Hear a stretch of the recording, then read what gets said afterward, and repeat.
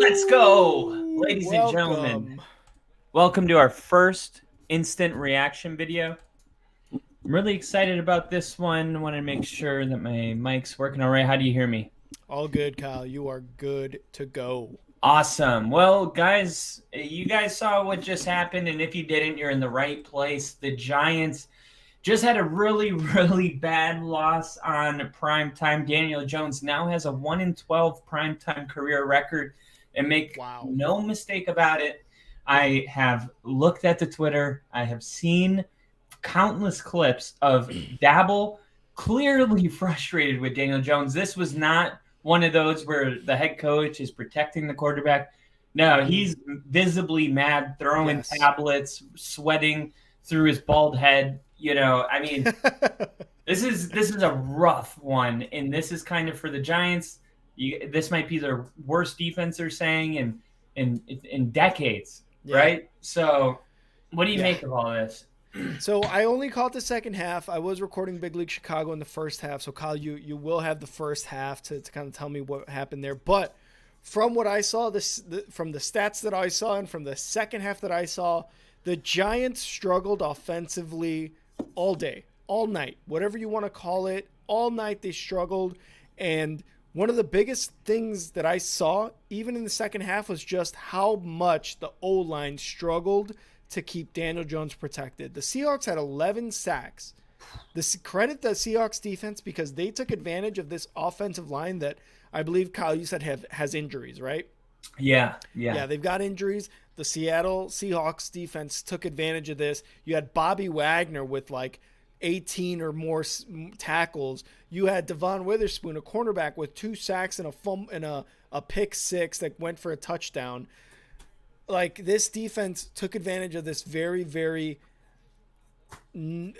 inferior team, and they went to town on them. 24-3 was the final score, and honestly, if Geno Smith probably didn't go out with that injury in the first half, you're probably looking at like a 35-37 game. Not even 3 right now. Not even, because Drew Lock only came in for 1 drive, and it was a touchdown drive. So, I mean, this is kind of true as a final score. I think the Seahawks could have scored more points. They had they were stopped on 4th down when they could have gotten points on the board. And it kind of feels like digging into an old wound, especially for Giants fans, but we got to talk about it. We got to talk about the $40 million man, because this is kind of like if last season was a fugazi. And they weren't really that good, and they just won a playoff game kind of on the back of Saquon Barkley. And, if they don't get a good pick, then they can't get Anthony Richardson. Like, there's a chance where they could have, if they, let's say, had a bad season last year, drafted a quarterback in the draft this last year, but instead they do too well to get a good quarterback. they pay Daniel Jones and they buy all in. Mm-hmm. And now they're in a situation where even if, because they're staring 1-5 in the eye, the next time we'll see Yep. them, they're playing Buffalo on primetime football in Buffalo. It don't expect it to get better for the Giants. And the thing is like if they do think that they have a quarterback problem, what do you do from here? Because now you just committed to this guy. I never liked the payment. I know they can opt out after year 2, Mm-hmm. but we're definitely going to see Daniel Jones next year, no matter how this season goes. And I don't know if he's even right now. I mean, what do you have to lose? You might as well play Tyrod Taylor. And that's why I was kind of mad when they put him in with 40 seconds left. It's like, don't do this to, like, if you're going to put Tyrod Taylor in, at least give him a chance. Put him in with 5 minutes left and just see, like, no, I need to see for myself, like, what a different quarterback looks like out there. And Daniel Jones is pretty mobile. So I don't even want to say what a mobile quarterback looks like, but just to see a different quarterback with a different set of eyes. Like when I worked in the kitchen, we used to have this saying that a fresh pair of eyes sees the flaws. Sometimes you'll have people and they set up the room and they think it's perfect. And then the manager walks in and he's like, that's a spoon. That should be a fork. And you're like, how did he see this? And how didn't we? We get too, scope locked on what's going on and maybe making an adjustment just to see, does Tyrod Taylor have something that Daniel Jones can't see? But instead they put him in with 40 seconds left to take the knees. I don't understand it at all. But do you think Daniel Jones his job is safe moving forward? Unfortunately, the amount of money they have already invested in Daniel Jones, he's going to be the starting quarterback for the Giants for the rest of this season, unless injury or unless he has like a 6 interception game, something to that nature. And you hit on the point that he was very mobile, that he's a very mobile quarterback, and I said it during the stream. That was one of the reasons that they paid him this much money over the offseason, and yet he didn't really show that much in this game, at least the second half that I caught. You could speak more to the first half if he showed that, but like he had a couple runs, not really designed runs. This is more of like, I'm running for my life at this point. That was the Daniel Jones we saw when he was running the ball. Running for my life. The offensive line, we really got to talk about that because it was so bad. I said at the beginning of this reaction video, Seahawks got 11, 12 sacks on the night and a pick 6. 2 of them came from their quarterback. They were being stopped on every play. They were batting down passes at the line. You got to credit this Legion of Boom 2.0.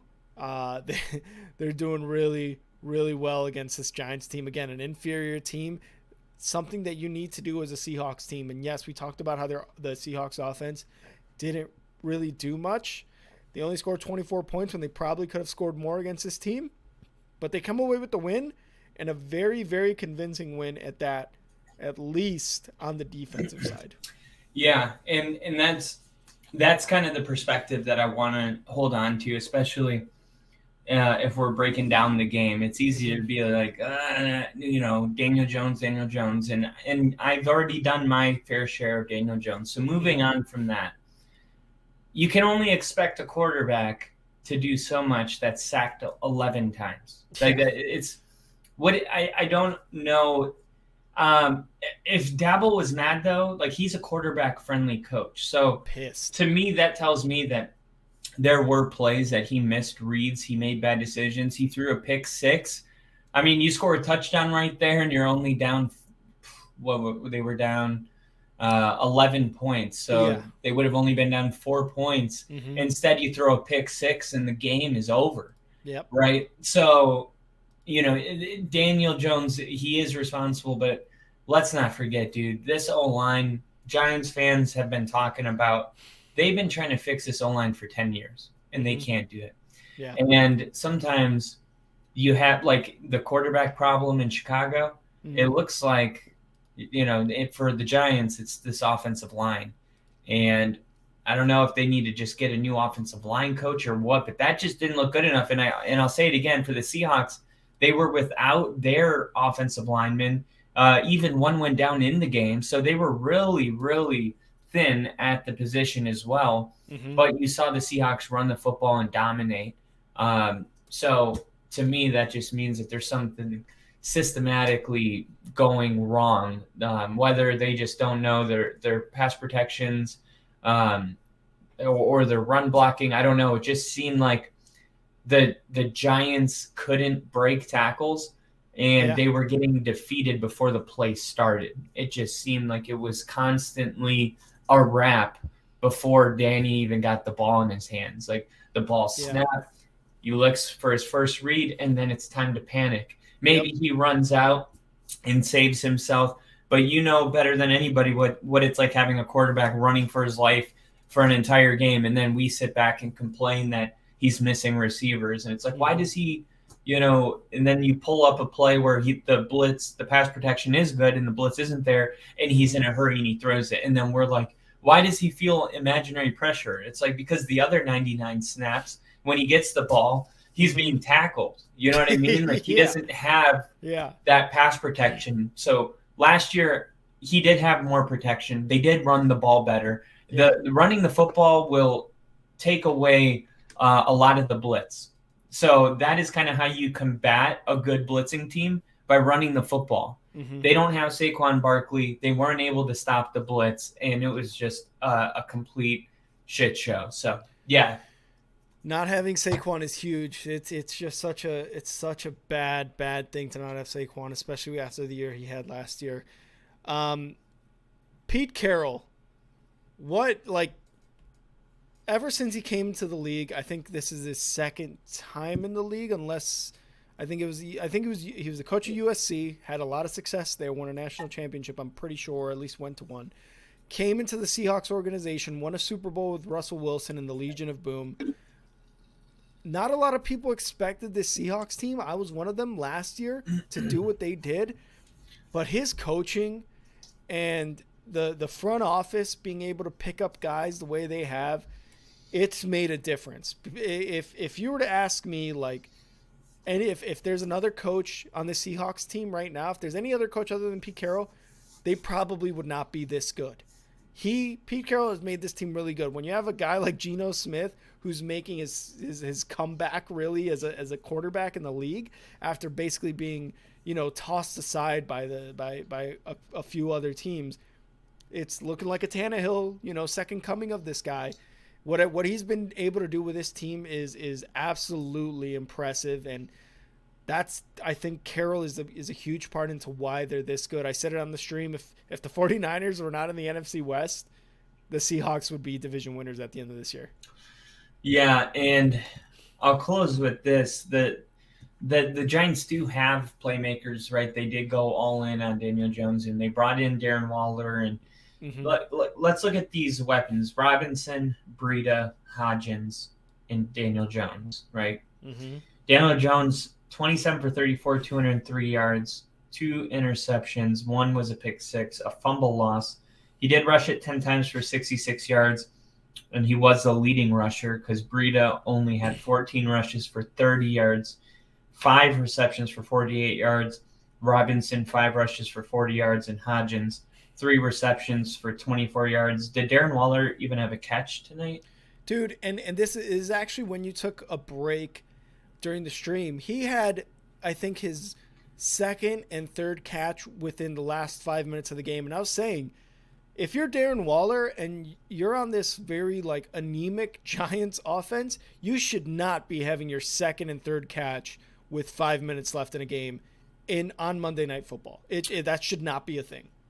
Yeah, no, I completely agree. So this is ridiculous, man. That whatever their problem is, like I said when we went to the break, it was like, hey, why don't you come out and have designed plays to go to Darren Waller? And for all Yes, I know, they did, and they broke down immediately because the O didn't line. work. Only the Giants really know how bad it is right now. Mm-hmm. We don't know the details of it, but just the eyeball test, man, that was some of the poorest football I've seen since Broncos Colts last year.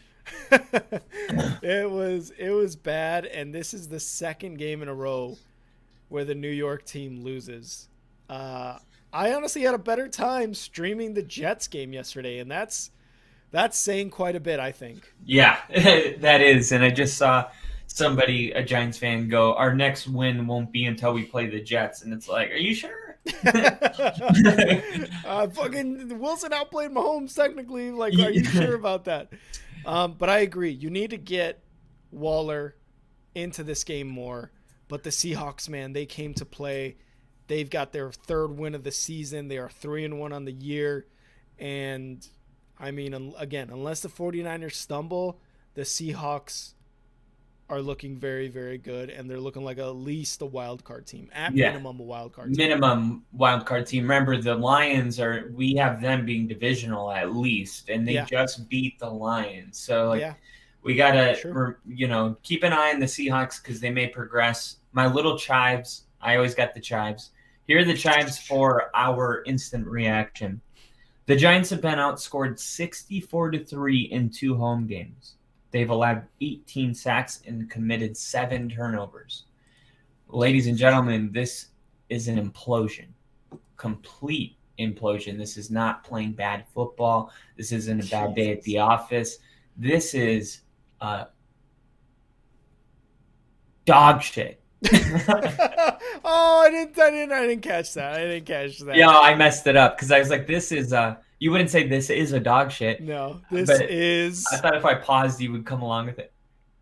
dog shit. There we go. There we go. Complete dog shit. Complete And dog shit. we're going to break down all the games coming up here, and those won't be dog shit unless you're not on the winning side.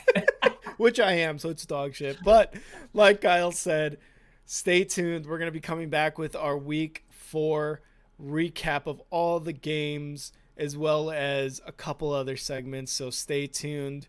We will see you guys here in about, a minute? Probably less. A minute. All right. See ya. So